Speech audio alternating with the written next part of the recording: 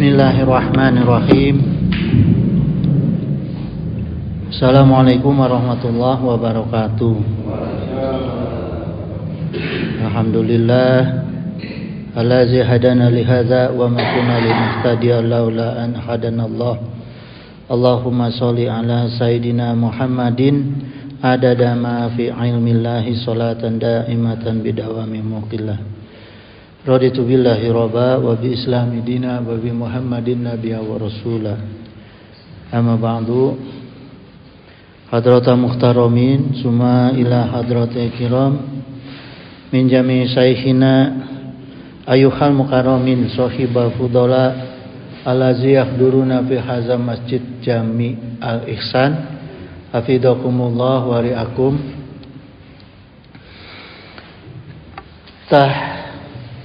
Ayyuhal ikhwana kiram, insyaallah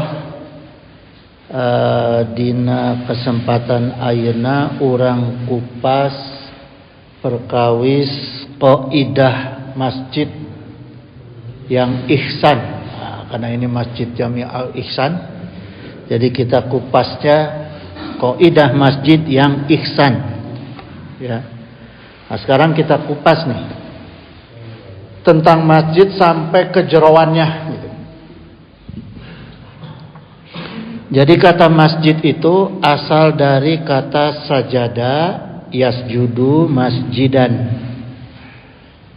Bentuk isim makan atau bentuk kata benda tempat atau isim zaman kata benda waktu disebut masjidun, ya. Gitu, masjidun atau tempat sujud atau waktu sujud gitu, ya. Nah, kalau isim alatnya dari sajada itu misjadun, artinya alat untuk sujud gitu, ya. Maka kita sering menggunakan kata untuk alat sholat itu sajadah, karena dari bentuk kata sajada yasjudu masjidan itu, ya. Kemudian kata masjid itu kalau bentuk mufrad atau bentuk tunggal itu masjid, kalau bentuk jamaknya itu masajid, ya. Nah, kemudian jamaah sekalian, asal kata masjid juga tina kata sajada yasjudu sujudan, artinya sajada itu patuh, yasjudu itu taat, tunduk, dan sujudan artinya ta'zim. Jadi ketika kita sujud kepada Allah itu, Allah perintahkan kita supaya ta'zim kepada Allah, ya. Ini dari bahasa Al-Qur'annya. Jadi kalau kita ngaji harus pakai bahasanya Allah. Kalau pakai bahasanya manusia, ngambil dari buku-buku karangan manusia, yang kita bahas itu otaknya manusia, ya. Jadi kita kalau ngaji itu harus pakai bahasanya Allah. Nah, jadi yang diinginkan oleh Allah ketika kita sujud itu bari takdim ke Allah. Ketika kita takdim ke Allah, maka Allah janjikan untuk orang-orang yang sujud itu kepada Allah akan dinaikkan derajatnya ku Allah. Jadi kalau sujudnya ungkat, ya, anwal itu, ya. Biasanya dina tarawih tah, sujudnya muk. Jika hayam kokorecok. Ya, itu. Wa qala Nabi sallallahu alaihi wasallam min muslimin yasdullaha saddatan, ya, illa rafa'allahu biha darajatan gitu. Jadi Allah ini rafa'a, Allah akan angkat derajat orang-orang yang bersujud kepada Allah walaupun cuma sekali. Sekali saja kita sujud kepada Allah dengan cara yang tumakninah, cara yang benar, fikihnya benar, tauhidnya benar, tasawufnya benar, maka Allah angkat derajatnya. Kenapa Allah nggak angkat derajat kita? Karena sujudnya nggak pernah benar. Ya, gitu. Jadi kita harus mau introspeksi diri gitu. Jangan suudzon kepada Allah, ya. Wa hatta anhu biha sai'atan.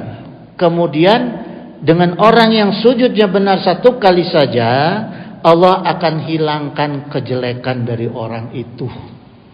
Kita punya dosa, kita punya tabiat jelek, punya akhlak jelek, ku Allah lamun sujudnya benar diilangin.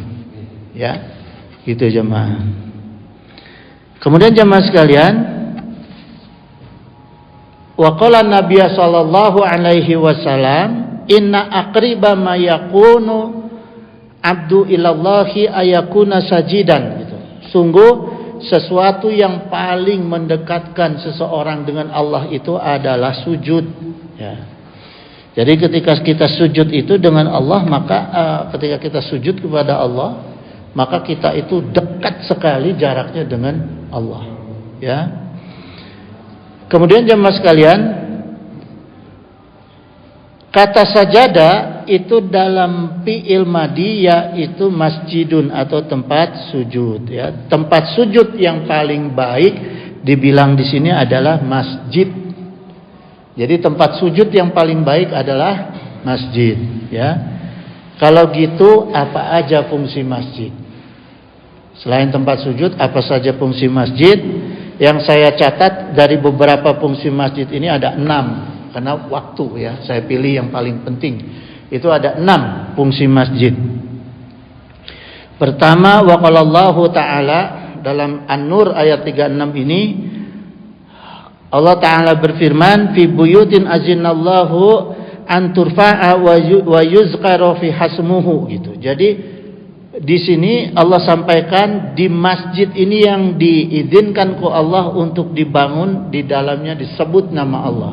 Artinya masjid itu tempat kita memuliakan Allah dengan menyebut nama Allah, ya. Yusabihu lahu fiha bil guduwi wal asal gitu. Kemudian memuliakan Allah, menyebut nama Allah baik di waktu pagi, guduwi pagi, wal asal maupun sore. Jadi sehari-hari itu baiknya kita memuliakan Allah di masjid, ya. Kemudian yang kedua, fungsi masjid adalah sebagai tempat sholat berjamaah. Wa qala Nabi SAW, man roha ila masjidil jamaati, barang siapa yang berangkat menuju masjid untuk sholat berjamaah, faqad watun tamhu syai'atan, langkah kaki kanannya ini yang pertama, ya, itu Allah hapuskan dosa. Kemudian wa khotwatun tuktabu lahu hasanatun, langkah yang kaki kiri berikutnya itu Allah tambah kebaikan. Yang satu dihapus dosa, yang satu ditambah kebaikan, ya. Zahaban waraji'an, baik saat berangkat maupun saat pulang. Nah, kita hitung aja tuh. Berapa langkah dari rumah ke masjid? Berarti berapa langkah ditambah kebaikan dan dihapus dosa. Itu aja. Ya. Gitu. Jadi sayang kalau nggak mau ke masjid gitu, ya. Termasuk saya menasihati diri sendiri nih kalau cerita masjid. Doain ya jamaah ya supaya mau rajin ke masjid, masih ada malasnya. Kemudian yang ketiga jamaah sekalian, fungsi masjid itu adalah tempat i'tikaf, ya. Wa qala Nabi sallam, ini riwayat dari hadis dari Abu Hurairah qala kana Nabi sallallahu alaihi wasallam, Rasulullah SAW itu ya'takifu fi kulli ramadhana asrata ayamin. Jadi dalam bulan Ramadan Rasulullah SAW itu itikaf di masjid itu 10 hari, ya. Kemudian fala makanal amul lazi qubida fihi itakafa isrina yauman. Ketika di tahun meninggalnya Rasulullah SAW itu beliau itikafnya 20 hari, ya. Gitu, isrina 20 hari, ya. Kemudian fungsi keempat masjid itu adalah untuk membaca Al-Quran, gitu. Jadi bagi laki-laki baiknya membaca Al-Quran itu ke masjid, ya. Karena gini jemaah, ini Rasulullah yang sampaikan, "Mastama'a qaumun fi baitim min buyutillahi yatluna kitaballahi gitu. Tidaklah suatu kaum yang berkumpul di dalam masjid sambil membaca Al-Qur'an wa yatadarusuna, kemudian bertadarus berjamaah, bainahum ila nazalat alaihi musakinatu.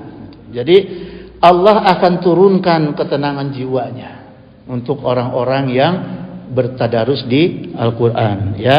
Wa khafathumul malaikatu, kemudian para malaikat itu datang mengelilingi orang-orang yang tadarus di masjid itu.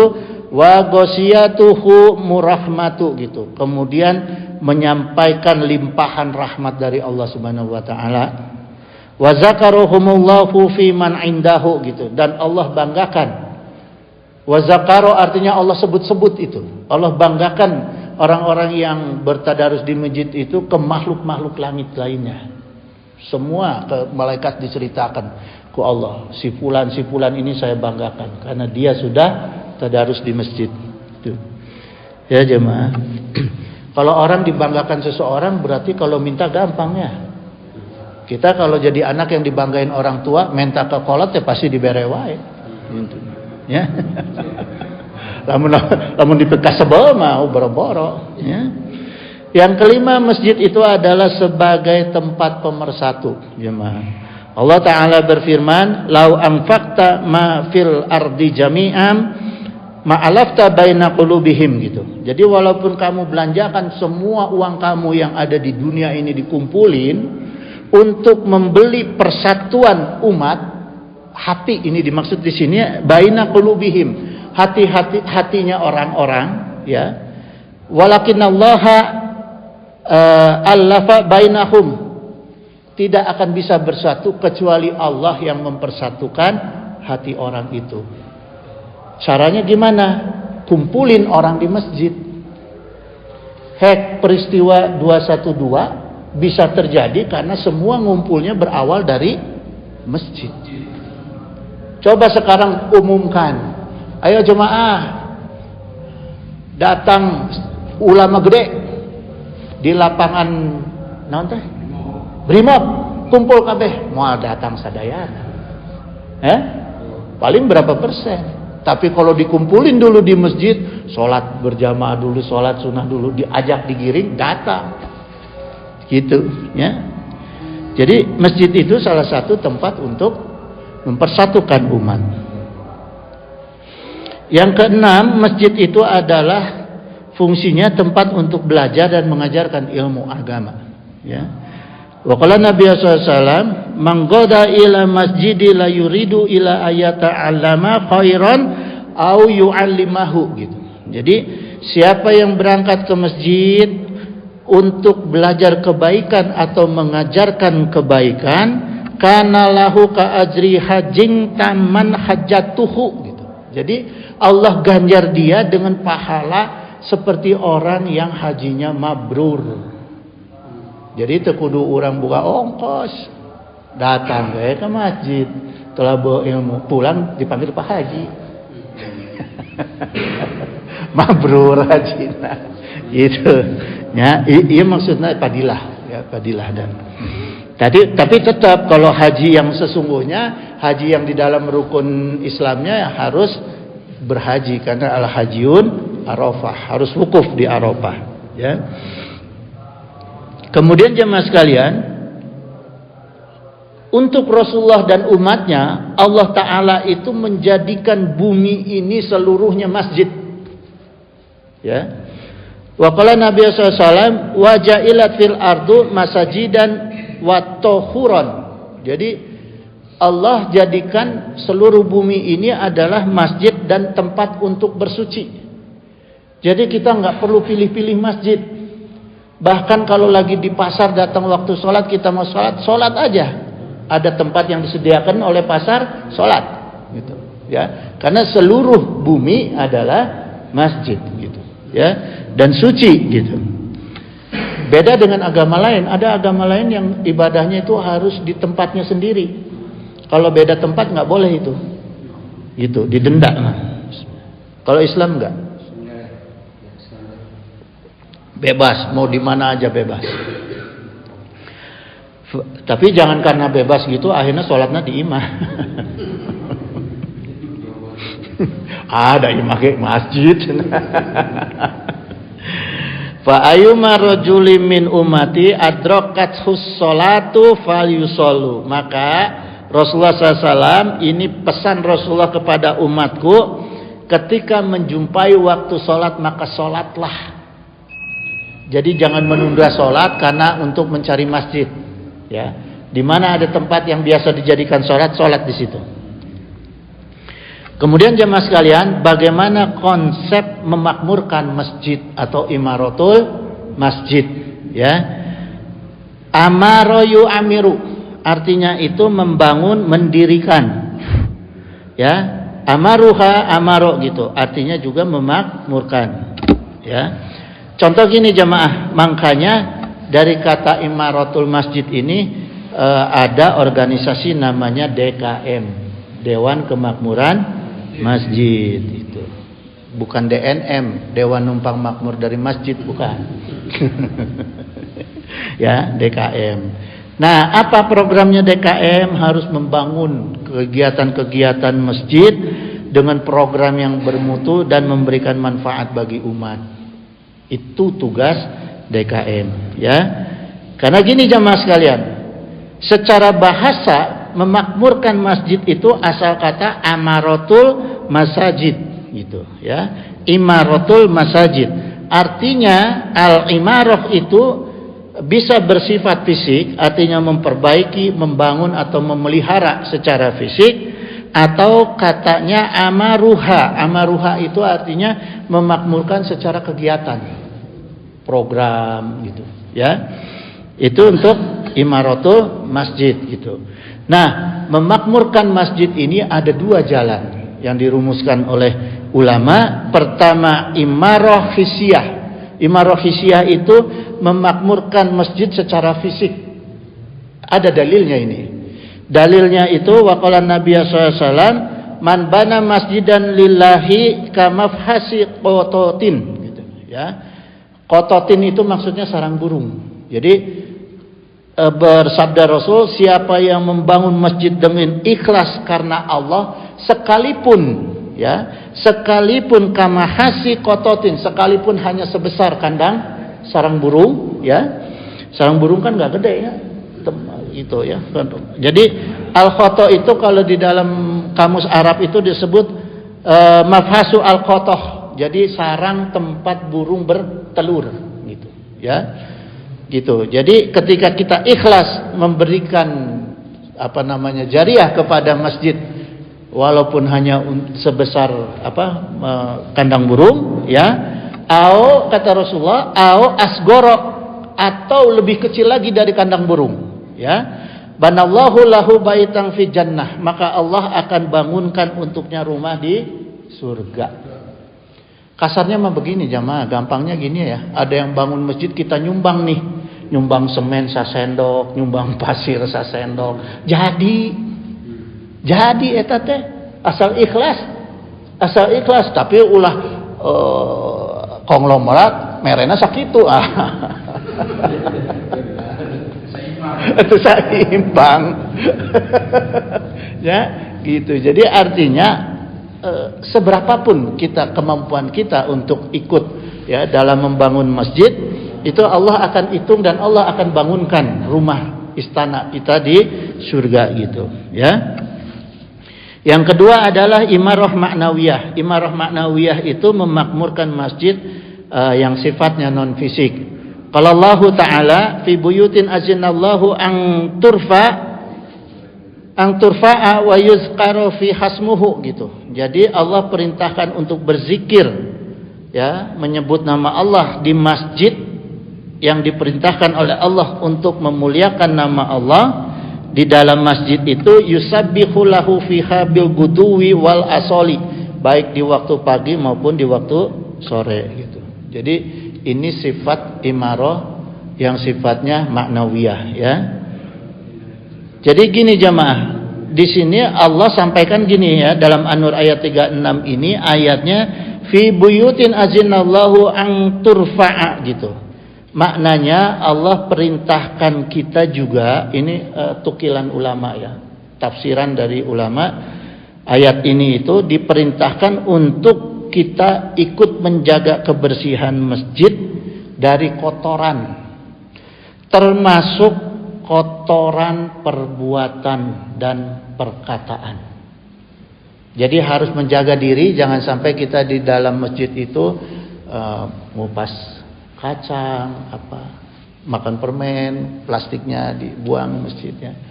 Begitu juga omongan-omongan kotor. Jadi jangan sampai kita mengucapkan kalimat-kalimat yang dilarang ku agama dan ku akhlak gitu ya.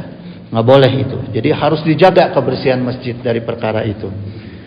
Nah, kemudian jemaah sekalian, secara bahasa ini ketika saya telaah ya, dalam menulis kajian ini, saya menemukan ada kata imaroh itu seakar dengan kata umur ya. Amaro, amaru, jadi satu akar dengan kata umur. Umur artinya memakmurkan gitu ya. Maka umur itu identik dengan tugas memakmurkan bumi. Karena apa? Karena Allah sudah berikan anugerahnya di dalam umur kita. Itu ya jemaah. Jadi di antara fungsi umur itu adalah memakmurkan bumi. Lebih khusus lagi bagi umat Islam, umur itu harus dimanfaatkan untuk memakmurkan masjid. Kalau enggak, jangan sampai dicabut umurnya. Coba mati lupa makmurin masjid. Auzubillah, ya. Enggak pakai ditanya tuh. Malaikat digeret langsung. Ya. Maka makna umur yang sesungguhnya itu adalah wadifah al-umri ya. Ini secara kaidahnya umur itu, wadifah al-umri itu adalah kemakmuran sebagai fungsi umur. Ini dalam kaidah ya, kaidah bahasa gitu. Jadi tufoksi umur kita itu harus diisi dengan menciptakan manfaat yang baik ke dalam diri kita sendiri maupun keluar dari diri kita gitu. Mulai dari lingkungan yang terkecil sampai lingkungan yang seluas kita mampu. Itulah fungsi umur kita ya. Dalilnya apa? Dalilnya Allah Ta'ala berfirman dalam surat Al-Hud ayat 16. Surat Hud ayat 16, wa ansha'akum minal ardi. Allah yang menciptakan bumi, ansha'akum, Allah yang menciptakan kalian minal ardi, dari bumi, artinya dari tanah ya. Allah ini udah nyiptain kita dari tanah, wasta'marakum fiha, kemudian Allah mendudukan kalian di dalamnya, di dalam bumi artinya ya. Nah, jadi tugas kita itu untuk menjadi pemakmur bumi jemaah gitu ya. Karena khusus Allah ciptakan kita itu dari bumi, yaitu dari tanah gitu, dan Allah simpan kita di situ gitu. Kemudian jemaah sekalian, karena ketika kita mati juga kan dikuburnya di bumi ya, makanya kita harus menjaga kemakmuran bumi. Coba kita bayangin nih, gunung kasur longsor kabeh, itu kuburan di atas kumaha tak kalah luar eta. Hah? Karena kita tidak menjaga kemakmuran bumi. Karena orang yang mati ditanam di dalam bumi. Jangan sampai rusak bumi. Gunung kasur rusak, pusing orang ya. Kemudian jemaah sekalian, kita harus paham bahwa kita diberi umur oleh Allah itu hanya selama berada di bumi. Ingat nih, umur kita hanya ada di bumi. Kalau udah mati udah nggak ada umur ya. Maka sebagai umat Islam, Allah minta kita mengisi umur kita itu dengan memakmurkan masjid sesuai dengan kaidah bahasanya, baik secara hissi maupun secara maknawiyah gitu ya. Karena gini jamaah, pemakmur masjid itu pasti sadar akan memakmurkan bumi. Orang yang soleh itu tidak akan merusak bumi. Orang yang merusak bumi itu bukan orang yang soleh ya, itu aja patokannya gitu. Nah, bagaimana dengan makna umur dalam kitab Al-Hikam? Ini kitab jemaah ya, yang nulisnya ini Ibnu Athaillah tuh bikin pusing bahasanya, karena pemahaman ilmu sorobnya, balagohnya, mantiknya, tafsir hadisnya tuh harus nyambung. Kalau nggak nyambung nggak bisa memaknai kitab ini, ya. Gitu. Jadi harus berguru, nggak bisa kita walaupun bisa baca Arab gundul, ngaji kitab Al-Hikam tanpa berguru nggak bisa. Harus dengan guru, gitu, ya. Man burika lahu fi umrihi udrika fi yashirin min zamani, gitu. Siapa yang umurnya oleh Allah itu dikasih barokah, ya, maka di dalam waktu yang singkat dia akan mendapat karunia yang sulit untuk diungkapkan. Nah, ini versi terjemahan bebasnya, terjemahan ulama, ya. Kalau kita terjemahan perkata nggak akan ketemu, gitu. Gitu jemaah. Jadi di sini Ibnu Athaillah menjelaskan umur orang yang diberi barokahku Allah, dia akan mendapat karunia yang nggak disangka-sangka, yang nggak dipikirin, gitu, yang nggak bisa disampaikan caranya. Ada orang bisa mendapatkan misalnya nih, orang mau mendapatkan pinjaman bank, pasti dia bisa menjelaskan tuh caranya bagaimana, mulai dari awal, cara transaksi, cara macam-macam lah. Saya nggak ngerti cara itu, ya. Gimana cara kita mendapatkan kredit dari bank, kan orang bisa jelasin prosesnya. Tapi orang yang umurnya dikasih barokah sama Allah, ujuk-ujuk menang duit, terang di mana jalannya. Engke kapikir nanti belakangan, oh iya minah sulayah kasib teh gitu. Tak itu barokah umur jemaah, ya. Gitu. Jadi kita nggak akan mengerti prosesnya, gitu, karena itu semua adalah iradah Allah, ya, izin Allah. Tapi yang sifatnya itu ke arah yang lebih baik, gitu. Gitu jemaah. Termasuk juga kebalikannya, kalau kita diazab sama Allah di alam dunia itu nggak akan kerasa tuh, tahu-tahu bangkrut weh. Tahu-tahu ketipu weh. Padahal udah diingetin nih, ada orang yang punten ya, pernah saya ingetin, jangan diambil kerjaan itu.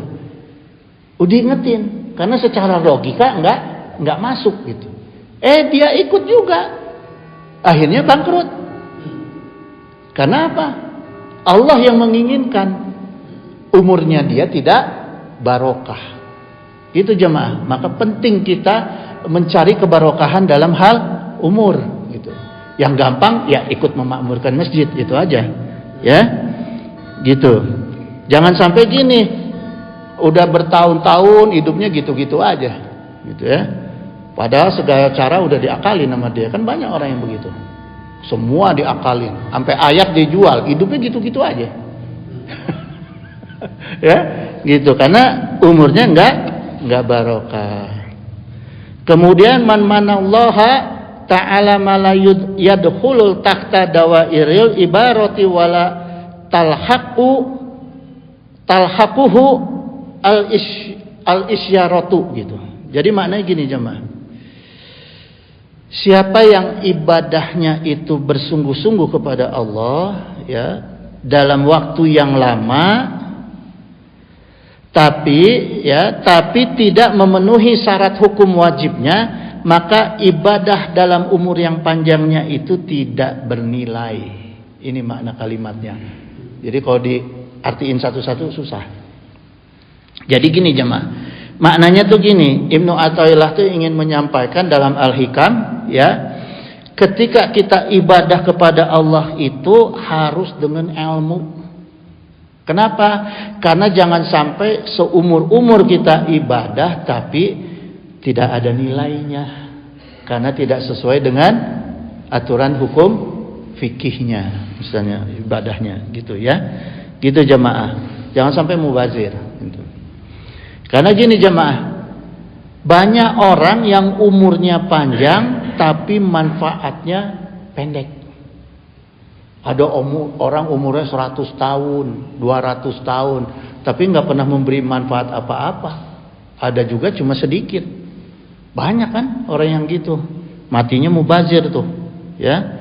Tapi banyak juga manusia yang umurnya pendek tapi manfaatnya panjang. Rasulullah umurnya berapa? Coba, 63. Manfaatnya Rasulullah sampai berapa ratus tahun? Hah? Sampai kiamat manfaatnya hidupnya Rasul. Ya kan? Padahal umurnya cuma 63 gitu. Ya. Gitu jamaah. Ini yang dimaksud dalam kitab Al-Hikam ini. Artinya ibadah juga harus pakai ilmu gitu. Umur itu harus manfaat gitu ya. Wa qala Nabi sallallahu alaihi wasallam aidan, ini ditanya oleh Abdurrahman bin Abi Bakrah, dia bertanya kepada Rasulullah, ya Rasulullah sallallahu alaihi wasallam, ayun nasi khairon? Qala, dia bertanya kepada Rasul, ya, manusia seperti apa? Ayun nasi, manusia seperti apa yang paling baik? Dia bertanya kepada Rasulullah. Qala, kemudian dijawab oleh Rasulullah SAW, man tola umuruhu wa hasuna amaluhu. Siapa yang umurnya panjang tapi amalnya baik, itu orang yang paling baik. Ya, umurnya panjang, amalnya baik, itu. Ya. Qala fa ayun nasi sya'run. Kemudian ditanya lagi, orang apa yang paling jelek? Yang paling jelek itu dijawab oleh Rasulullah SAW, fa ayun nasi syarrun, gitu. Ya. Apa orang yang paling jelek? Mangtola umuruhu wasa amaluhu, gitu. Siapa yang panjang umurnya tapi jelek amalnya. Ya. Itu jemaah. Jadi harus menjaga nih, kalau kita pengen panjang umur harus dibarengi dengan amal yang baik. Kalau enggak, cepat mati aja. Daripada nyusahin orang. Nyusahin anak, nyusahin istri. Ya, nyusahin keluarga. Ngesepae lah. Bismillah. Kemudian jamaah sekalian, di antara jalan supaya umur kita itu manfaat adalah dengan mengikhlaskan ilmu dan memakmurkan masjid. Ya. Yang pasti jamaah sekalian, yang 4 mazhab ini, dari mulai Imam Hanafi sampai Imam Hambali, Maliki, Syafi'i, sepakat ada masjid yang tidak boleh sholat di dalamnya. Ada nih ukuran masjid yang kita tidak boleh sholat di dalamnya, karena ada riwayat pernah di zaman Rasulullah ada kejadian seperti itu. Bahkan diperintahkan oleh Rasulullah untuk dirubuhkan masjid itu, ya, yaitu yang disebut masjid diror. Hukumnya masjid diror, ya, dalam kaidah fikihnya yaitu masjid diror, yang dihukumi diror di masjid itu, yaitu masjid yang dibangun karena riya dan sum'ah, dan dibangun karena untuk memecah belah umat Islam. Ini termasuk hukum masjid diror, ya. Jadi dijelaskan oleh Imam Al-Qurtubi dalam menafsirkan ayat masjid diror ini, qala ulama'una, berkata ulama kami, ya, wa kullu masjidin buniya ala dororin, setiap masjid yang dibangun atas kerusakan, misalnya fasadun niyah, fasad itu rusak niat, rusak karena niatnya, ya, itu termasuk masjid diror. Orang yang membangun masjid karena niatnya rusak, ya. Auriyaun wasum'atun fahuwa fi hukmi masjidid dorori la tajuzu as-salatu fihi, ya. Atau karena dia membangun masjidnya itu karena riya atau karena sum'ah, maka hukumnya seperti masjid diror, dan, ya, la tajuzu as-salatu fihi, tidak boleh sholat di dalam masjid itu. Itu cuma gitu, ya. Jadi hati-hati membangun masjid, harus ikhlas niatnya, ya. Wa qala Nabi sallallahu alaihi wasallam, man qama riya'in wa sum'atin, siapa yang mendirikan masjid karena riya dan sum'ah, Rayallahu ta'ala bihi yauma qiyamati wasam'a, maka Allah akan membuka serta aibnya kelak di hari kiamat. Mungkin di bumi orang nggak tahu karena sum'ah riya adanya di hati, tapi hari kiamat mah dibuka ke Allah. Gitu. Ya, gitu jemaah, tetap dibuka. Kemudian gini jemaah, ini saya tulis ini karena pernah dapat pertanyaan di Jakarta, ya, ketika ngaji di Jakarta. Bagaimana waktu itu kan pernah rame di kita ini ada aturan speaker ya, ku Menteri Agama, ingat ya? Pernah ada cara menggunakan speaker di masjid, diatur aturan speaker, penggunaan speaker. Nah sekarang kita kupas nih. Urwan bin Zubair menceritakan, ya, jadi gini jemaah. Ada seorang wanita Bani Nazar, kana baiti min atwali baitin haulal masjidi gitu. Dulu kata perempuan Bani Nazar ini, rumahku adalah bangunan yang paling tinggi di dekat Masjid Nabawi. Ya. Maka kana baiti min adwalin baitin haulal masjidi, ya. Maaf. Wa kana Bilalun yuazinu alaihi fajro gitu. Alaihil fajro. Maka Bilal itu diperintahkan oleh Rasulullah setiap subuh itu azan di atas itu, di atas tingkatnya rumah wanita Bani Nazar itu, gitu, ya.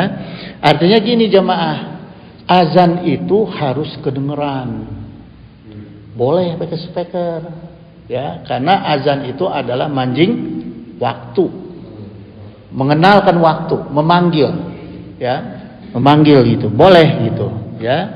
Kemudian qomat, hukum qomat ini dari Abu Hurairah radhiyallahu anhu, Nabi SAW qala iza sami'tum al iqamata famsu ila sholati wa alaikum bisakinati gitu. Kalau kalian mendengar iqamah, tetaplah jalan dengan tenang sampai sholat berjamaah. Jadi artinya Rasulullah meminta orang-orang yang mendengar iqamat itu jangan lari, tetap aja santai. Itu ada hukum masbuk, ya, ada aturan masbuk gitu. Jadi nggak usah lari tergesa-gesa. Mungkin pas dina berjamaah, bisa maca oke. Ya, tenang tenang gitu, ya, gitu. Maka dalam Al-Fatawa ya Al-Hindiyah dikatakan ini wa minasunati ayafiyah bil azani wal iqamati jahron rafi'an bihima sautahu gitu. Disunahkan untuk azan itu dikeraskan, iqamah dan azan ini ditinggikan suaranya dan dikeraskan, ila anal iqamata ahfadhu minhu gitu. Hanya untuk iqamah dipelanin. Jadi kalau bisa jamaah kalau udah iqamah pakai ini dalam aja, pakai mic dalam aja, speaker dalam, nggak usah speaker keluar. Kasihan orang bisa lari. Bisa lari, kesian, terjatuh lagi.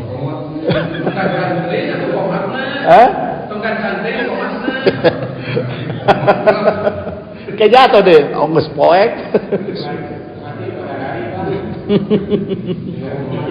Ya. Jadi kalau qomat dalam kitab Al-Fatawa Al-Hindiyah itu matiin aja speaker luarnya, gitu, ya. Nah, kemudian gini jamaah. Bagaimana hukum penggunaan speaker selain adzan? Ya. Karena ada kita tahu apalagi di Cianjur ada masjid yang anti speaker, ada masjid yang berspeker gitu ya, aspek istilahnya. Sekarang hukumnya gimana nih? Ya. Pertama gini jemaah sekalian. Wa qala Allah Ta'ala dalam Al-A'raf ayat 205, wazkur ya, wazkur rabbaka fi nafsika tadarruan wa khifatan, ya. Jadi Allah Ta'ala berfirman dalam Al-A'raf ayat 205, Dan sebutlah nama Allah dalam hatimu dengan merendahkan diri, wa khifatan, dengan rasa khauf, rasa takut. Ya. Jadi kalau kita berzikir, tahmid, tahlil, ya, zikir itu rendahkan suara. Justru harus dengan rasa khauf, rasa takut kita, gitu. Ya, wa khifatan, artinya ditekankan ini supaya kita harus dengan rasa takut. Wa dunal jahri minal qauli bil guduwi, dan tidak dengan mengeraskan suara pada waktu pagi. Artinya jangan sampai ba'da subuh itu atau sebelum subuh kita berzikir tapi pakai speaker.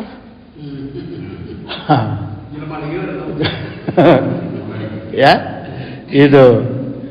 Wal asoli walatakum minal gofilin, dan pada waktu sore, ya, walatakum minal gofilin, jangan kamu termasuk orang-orang yang gofilin, orang-orang yang lalai.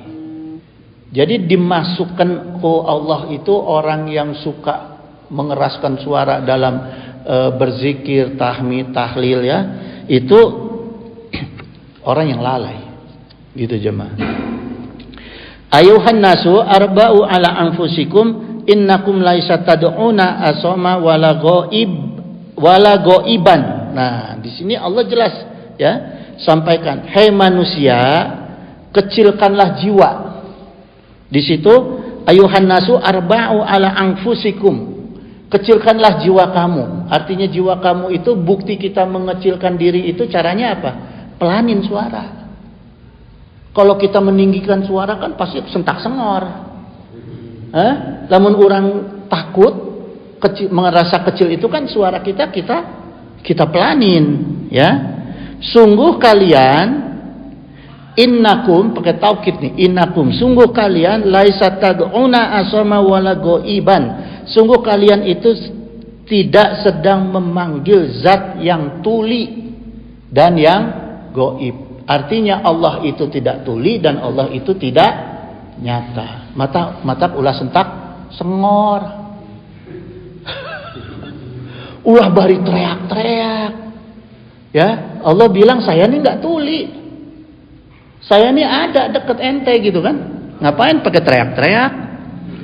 Innakum tad'una sami'an qariban. Sungguh kalian itu memanggil Allah yang Maha mendengar dan Maha dekat. Qarib, Maha dekat. Gitu. Masa kita manggil orang yang dekat teriak-teriak dicabok juga, nah. Ngerti? Ya, gitu. Wa huwa ma'akum, bahkan di sini ditegaskan Allah itu bersama kalian. Gitu. Ya. Wa qala Nabi sallallahu alaihi wasallam aidan, "Man dara adarallahu bihi," siapa yang mengganggu orang lain, maka Allah akan ganggu dia. Ketika suara kita mengganggu orang lain dengan speaker yang akhirnya mengganggu orang lain, dijelaskan oleh Rasulullah SAW, adarallahu bihi, Allah akan ganggu dia. Ya, wa man saqallahu alaihi, dan siapa yang memberatkan orang lain, maka Allah akan memberatkan dia. Itu jemaah. Ya. Wa qala Nabi sallallahu alaihi wasallam, ud'u rabbakum tadaru'an wa khufyatan, gitu. Berdoalah kepada Allah, kalian itu berdoalah kepada Allah dengan rendah hati dan suara yang lembut. Jadi berdoa juga harus dengan suara yang lembut. Ulah gogoakan di speaker. Rabbana, saha ini sahur ya. Ya, gitu. Innahu la yuhibbul mu'tadina, gitu. Sungguh Allah itu tidak menyukai orang-orang yang melampaui batas, gitu. Ya. Wa qala Nabi sallallahu alaihi wasallam, man sama Allahu bihi, siapa yang memamerkan amalnya supaya didengar, maka Allah akan pamerkan aibnya dia. Itu jemaah. Jadi kita ibadah itu bukan untuk didengar oleh manusia. Kita ibadah untuk didengar oleh Allah. Ya. Wa may yura'iyallahu bihi, siapa yang amalnya pengen dilihat sama orang, maka Allah akan perlihatkan aibnya dia. Jujur aja, sederhananya, gampangnya gini jamaah. Kita kalau ada lihat orang berlebihan ya, lebih-lebih gitu, melebihkan diri berlebihan lah, ibadahnya berlebihan, sebel tuh. Sebel. Tong boroning urang apalagi Allah. Ya. Bukannya hormat, sebel kita. Gitu jamaah. Ya. Jadi gini jamaah, urusan ngaji Quran, urusan zikir, urusan tasbih, tahmid, doa itu karena tujuan kita ingin didengar oleh Allah. Betul nggak? Ingin didengar oleh Allah apa ingin didengar oleh manusia? Kalau ingin didengar dengan Allah, oleh Allah, jangan pakai speaker. Ya. Jangan ngaji Yasin pakai speaker digede-gedein. Dah Allah mah dengar, manusia dengar buat apa? Nggak ada untungnya. Ngasih duit kagak. Gitu. Kalau untuk tujuannya supaya didengar oleh manusia, baru boleh kita pakai speaker. Kayak ngaji gini pakai speaker boleh nggak? Boleh, karena tujuannya untuk didengar oleh manusia. Kalau tujuannya untuk didengar dengan Allah, jangan. Gitu jemaah. Ya. Ngaji Quran, ngaji Yasin, udah diem aja, diem, matiin speaker. Yang catat malaikat, bukan RW, bukan lurah. Gitu. Ya. Gitu jemaah sekalian. Kemudian bagaimana dengan kedudukan masjid, ya, untuk sholat Jumat, kemudian juga bagaimana saya akan kupas juga mengenai manajemen masjid, ya, kaitannya dengan wakaf, kaitannya dengan keropak masjid, pengelolaan keuangan masjid, saya akan sampaikan dalam pertemuan yang berikut. Karena sekarang udah jam 8 ya. Ya. Hah? Setengah 12. Enggak, soalnya kalau diterusin nanti nggak enak kalau putus tengah jalan. Ya. Jadi saya tutup dulu. Insya Allah pertemuan berikut kita lanjutkan mengenai bab imaratul masjid gitu. Ya. Sampai sejelas-jelasnya bagaimana kita berhubungan dengan masjid gitu. Ya, dan membuat masjid ini bermanfaat untuk umat. Gitu jamaah sekalian. Wallahul musta'in ala kulli halin. Innahu samiun qaribun mujibu da'wat wa yaqdiya hajat. Subhanaka Allahumma wa bihamdika asyhadu an la ilaha illa anta astaghfiruka wa atubu ilaik. Wallahul muwaffiq ila aqwamit thoriq. Wassalamualaikum warahmatullahi wabarakatuh. Ya Rabbi